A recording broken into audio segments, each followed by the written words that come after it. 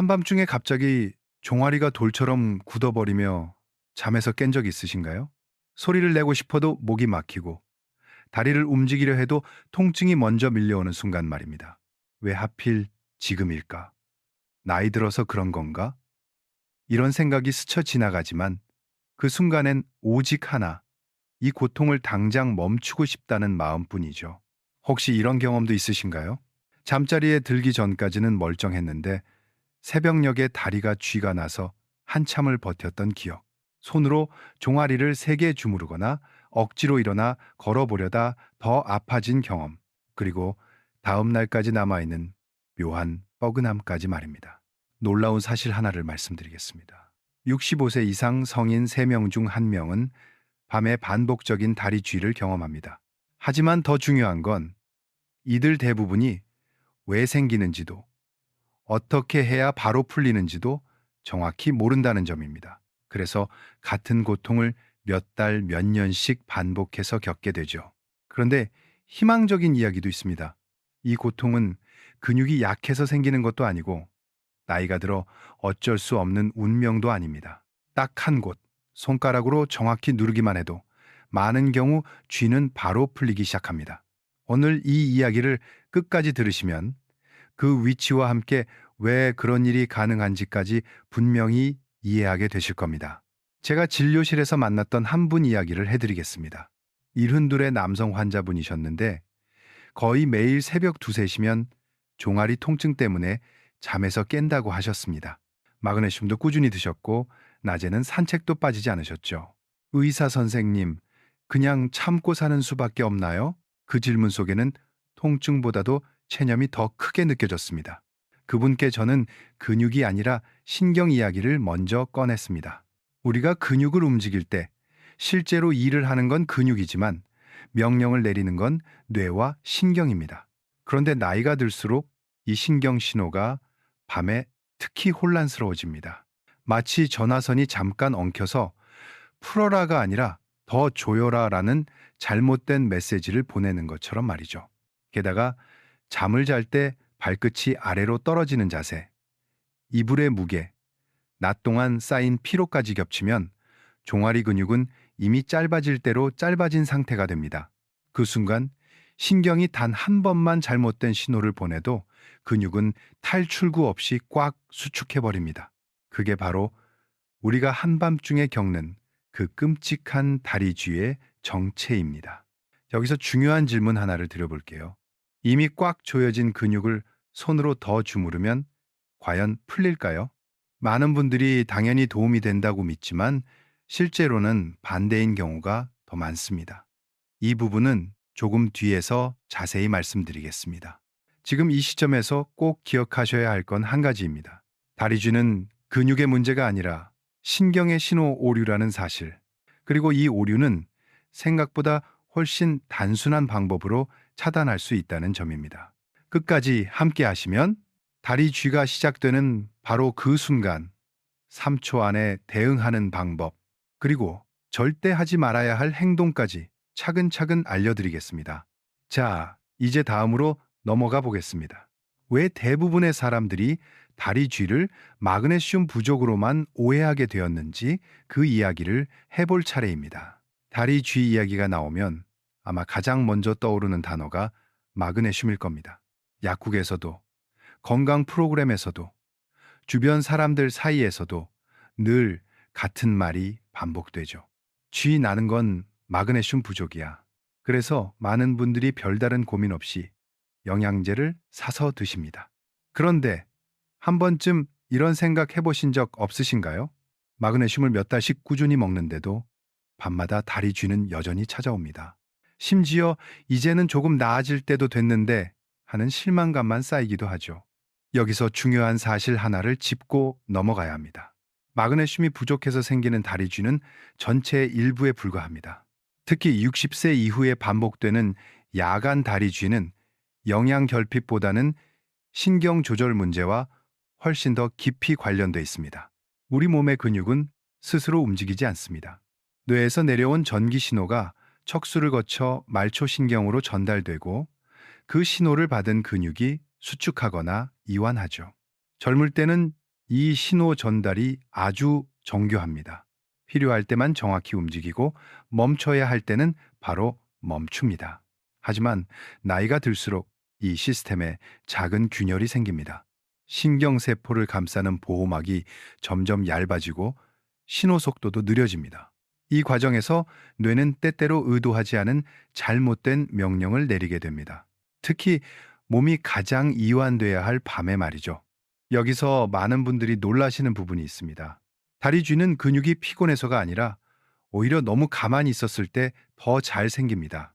잠을 자는 동안 발끝이 아래로 떨어지는 자세가 유지되면 종아리 근육은 몇 시간 동안 계속 짧아진 상태로 고정됩니다. 그 상태에서 신경이 수축이라는 신호를 잘못 보내면 근육은 더 이상 도망갈 공간이 없습니다. 결과는 강력한 경련, 바로 그 다리 쥐입니다. 이쯤에서 전문가들 사이의 의견 차이도 하나 말씀드려야겠습니다. 일부에서는 여전히 전해질 불균형을 가장 큰 원인으로 봅니다. 반면 최근 노인의학과 신경과 분야에서는 신경 감각 오류와 자세 문제를 핵심 원인으로 강조합니다. 실제 임상에서도 혈액 검사상 마그네슘 수치가 정상인데도 다리 쥐를 겪는 분들이 훨씬 많습니다. 여기서 스스로에게 질문 하나 던져보세요. 왜 하필 밤에만? 그것도 자다가 쥐가 날까요? 낮 동안 부족했던 영양소라면 낮에도 증상이 나타나야 하지 않을까요? 이 질문 하나만으로도 원인이 단순한 영양 문제가 아니라는 걸 짐작할 수 있습니다. 또 하나, 간과하기 쉬운 요소가 있습니다. 바로 약물입니다.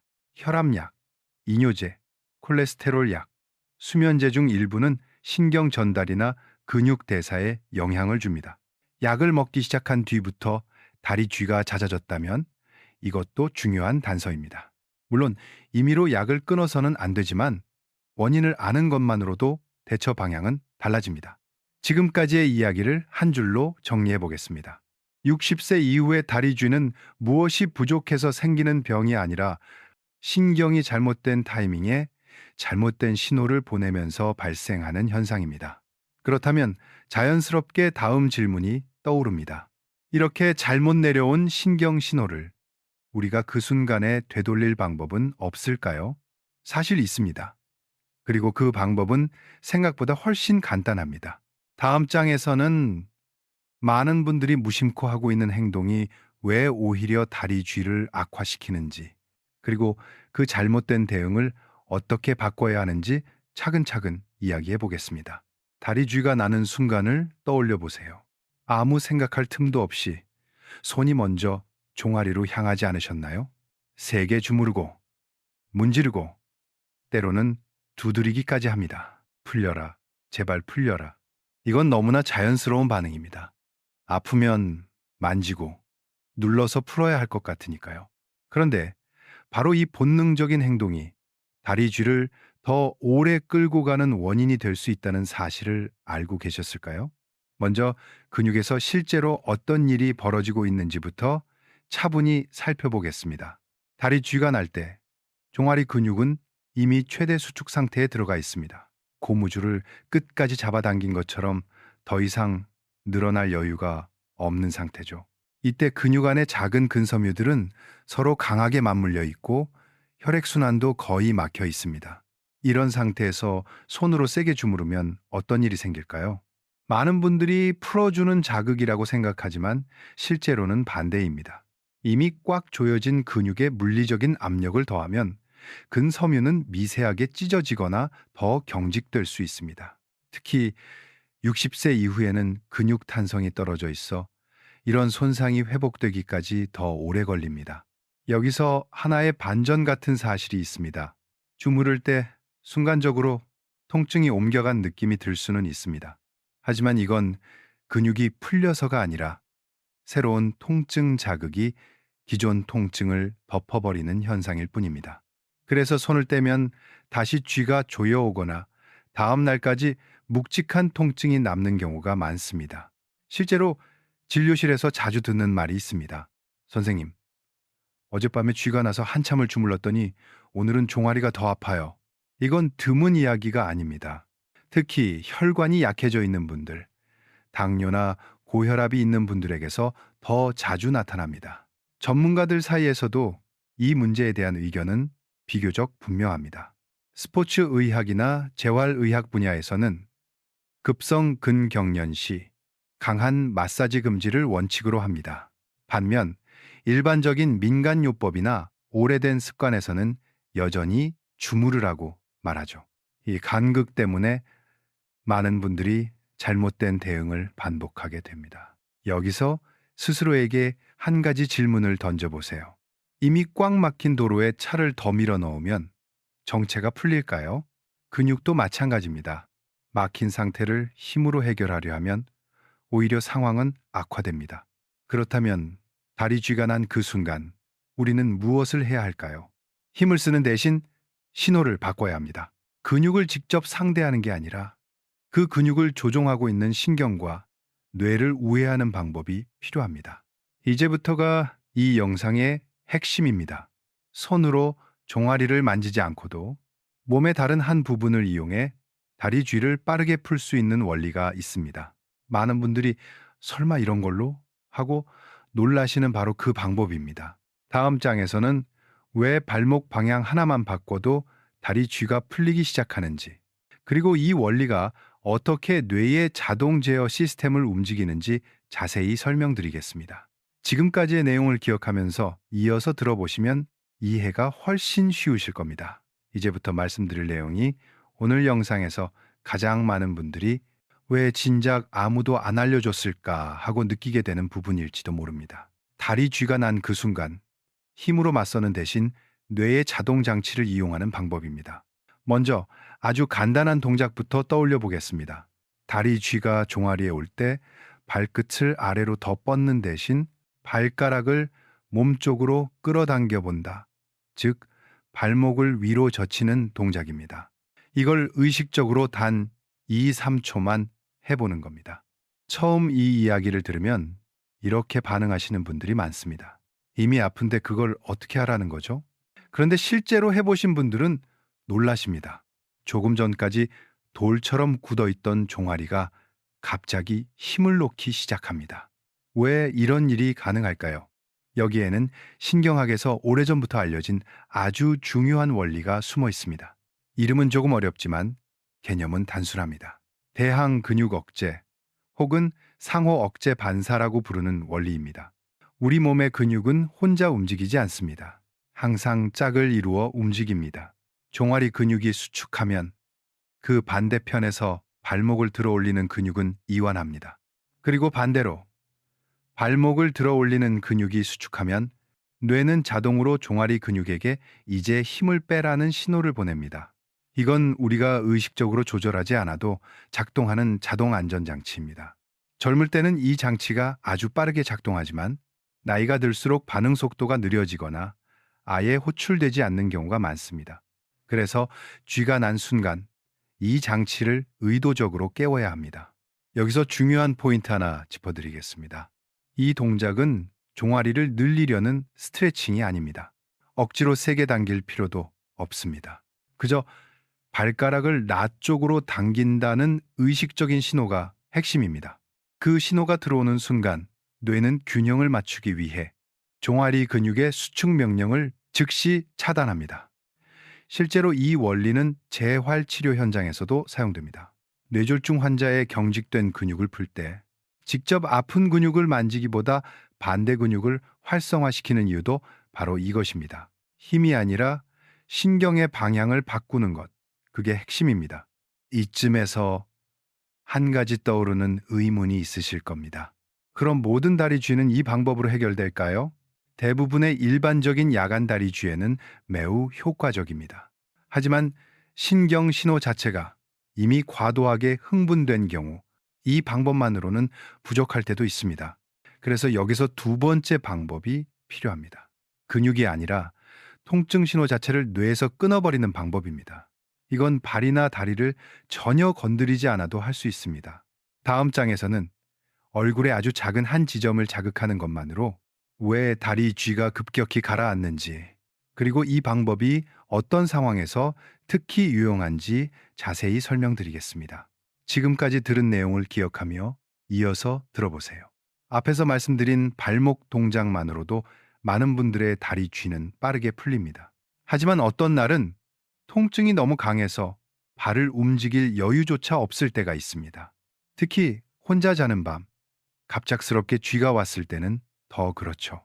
바로 이런 순간을 위해 다리를 전혀 건드리지 않고도 쥐를 멈추는 방법이 있습니다. 이제부터 말씀드릴 이곳은 종아리도 아니고 발도 아닙니다. 바로 인중, 코와 위십술 사이의 그 얇은 홈입니다.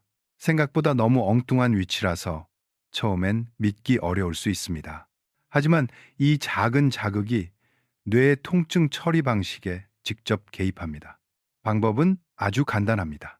엄지손가락이나 검지로 인중 중앙을 꾹 누릅니다. 아프다 싶을 정도로 2, 3초만 유지해 보세요. 그 순간 많은 분들이 종아리에서 느껴지던 경련이 툭 하고 끊어지는 듯한 느낌을 받습니다. 왜 이런 일이 벌어질까요? 여기에는 통증 조절 이론이라는 과학적 배경이 있습니다. 의학에서는 이를 관문 조절 이론 혹은 게이트 컨트롤 이론이라고 부릅니다. 우리 뇌는 동시에 들어오는 모든 감각 신호를 똑같이 처리하지 않습니다. 특히 통증 신호는 다른 강한 자극이 들어오면 우선순위에서 밀려나거나 차단될 수 있습니다. 마치 시끄러운 소음 속에서는 작은 소리가 잘 들리지 않는 것과 비슷합니다. 인중은 얼굴 신경이 밀집된 부위입니다. 여기를 강하게 자극하면 뇌는 지금 더 중요한 신호가 들어왔다고 판단합니다.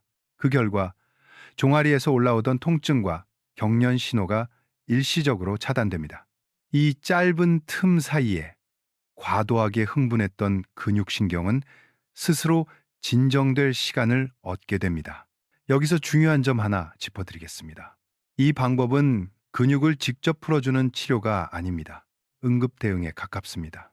갑작스럽고 강한 쥐가 왔을 때 몸을 다치지 않고 빠져나올 수 있도록 도와주는 안전장치인 셈이죠. 전통 의학 쪽에서는 오래전부터 인중 자극을 실신이나 급성 통증 상황에 사용해 왔습니다. 반면 현대 의학에서는 이 현상을 신경 자극과 통증 전달 경로의 관점에서 설명합니다. 접근 방식은 다르지만 실제 효과를 인정한다는 점에서는 의견이 겹칩니다. 이쯤에서 이런 질문이 떠오를 수 있습니다. 그럼 다리 쥐가 날 때마다 인중만 누르면 되는 건가요?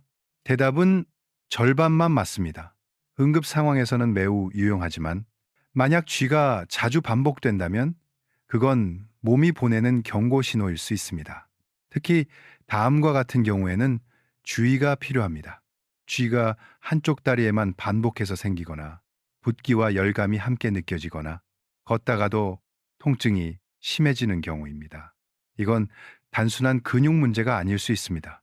다음 장에서는 절대 그냥 넘겨서는 안 되는 위험한 다리 쥐의 신호, 그리고 어떤 상황에서 바로 병원을 찾아야 하는지를 분명하게 짚어드리겠습니다. 이 부분은 꼭 기억해 두셔야 합니다. 지금까지 말씀드린 방법들은 일반적인 야간 다리 쥐의 매우 효과적인 대응법입니다.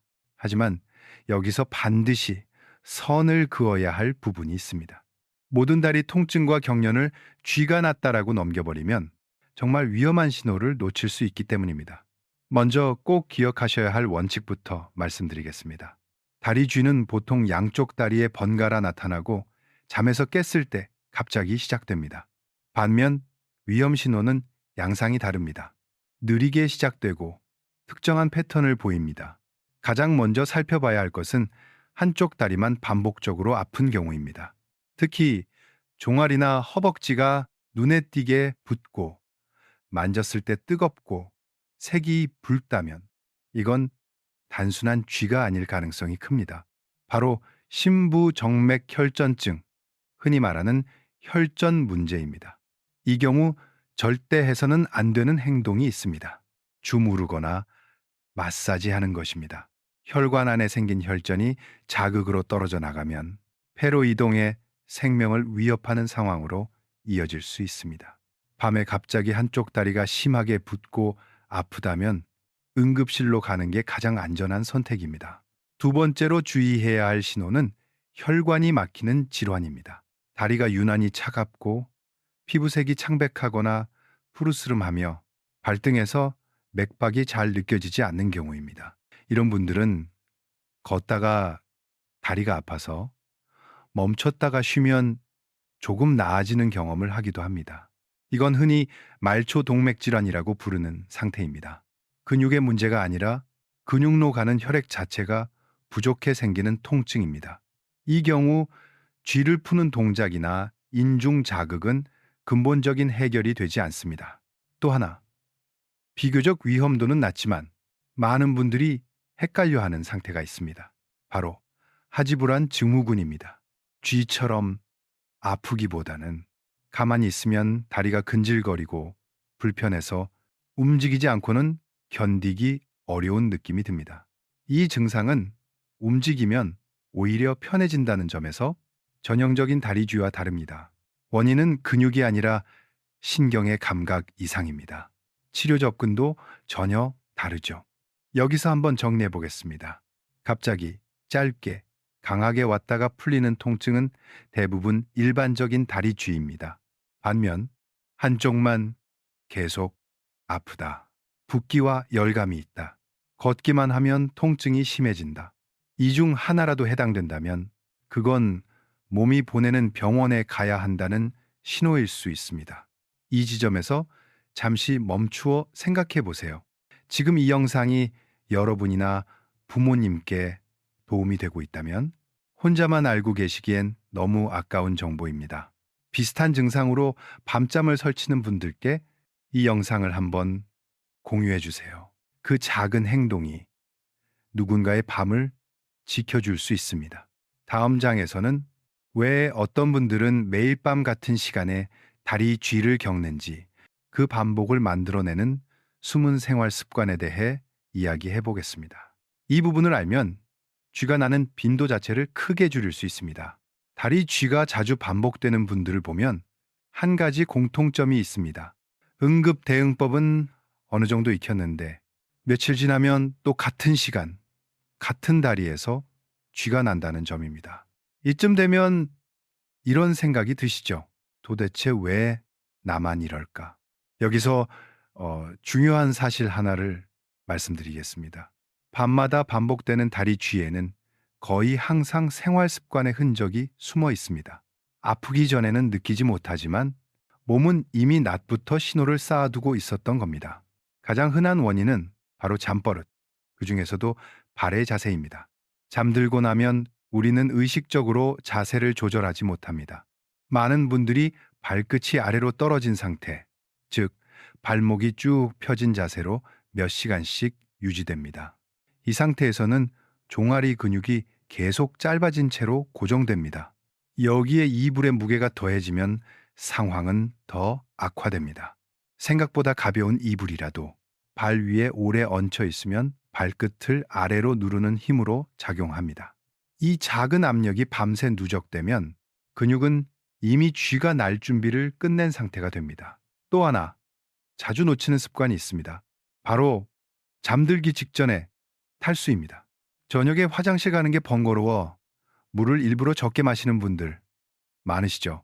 하지만 밤사이 수분이 부족해지면 혈액이 끈적해지고 근육과 신경으로 가는 공급도 줄어듭니다. 이 역시 쥐를 부르는 배경이 됩니다. 낮 동안의 활동도 영향을 줍니다. 하루 종일 거의 움직이지 않다가 저녁에 갑자기 오래 서 있거나 많이 걸은 날, 종아리 근육은 이미 피로가 쌓인 상태입니다. 이 피로가 밤에 한꺼번에 표출되며 쥐로 나타나기도 합니다. 전문가들 사이에서는 이런 의견도 있습니다. 야간 다리 쥐는 낮의 결과다. 밤에만 나타나는 증상처럼 보이지만 사실은 낮 동안의 자세, 활동량, 수분 섭취가 합쳐진 결과라는 뜻입니다. 여기서 스스로에게 질문 하나 던져보세요. 나는 잠잘 때 발이 어떤 자세인지 한 번이라도 의식해 본 적이 있을까요? 대부분의 분들은 처음 듣는 이야기라고 말합니다. 하지만 바로 이 지점이 반복을 끊는 핵심 열쇠입니다. 다행히 해결 방법은 복잡하지 않습니다. 발끝이 자연스럽게 중립 위치를 유지하도록 잠버릇을 살짝만 바꿔주면 됩니다. 이 부분은 다음 장에서 구체적인 방법으로 정리해 드리겠습니다. 오늘 이 이야기 중에서 아, 이건 내 이야기다 싶은 부분이 하나라도 있다면 지금 고개를 끄덕이셨을 겁니다. 그렇다면 남은 내용은 더 큰 도움이 될 겁니다. 다음 장에서는 많은 분들이 의지하고 있는 약과 영양제가 왜 어떤 경우에는 도움이 되고 어떤 경우에는 오히려 다리 쥐를 악화시키는지 차분히 짚어보겠습니다. 다리 쥐가 반복되면 많은 분들이 자연스럽게 약과 영양제에 기대게 됩니다. 이거라도 먹으면 나아지지 않을까? 그 마음 충분히 이해합니다. 하지만 여기에는 꼭 짚고 넘어가야 할 오해와 진실이 함께 숨어 있습니다. 먼저 가장 많이 드시는 것부터 이야기해 보겠습니다. 바로 마그네슘입니다. 마그네슘은 근육 이완과 신경 안정에 분명히 중요한 역할을 합니다. 그래서 부족한 경우에는 실제로 도움이 됩니다. 하지만 문제는 모든 다리 쥐가 마그네슘 부족 때문은 아니라는 점입니다. 특히 60세 이후의 야간 다리 쥐는 앞서 말씀드린 것처럼 신경 신호의 혼선이 주된 원인인 경우가 많습니다. 이런 상황에서는 마그네슘을 충분히 먹어도 조금 덜한 것 같긴 한데 완전히 없어지지는 않는 상태가 반복됩니다. 그래서 용량을 늘리거나 종류를 바꿔가며 드시다가 설사나 속 불편함을 겪는 분들도 적지 않습니다. 여기서 한 가지 반전 같은 사실을 말씀드리겠습니다. 신경이 문제일 때는 마그네슘보다 비타민 B군이 더 중요할 수 있습니다.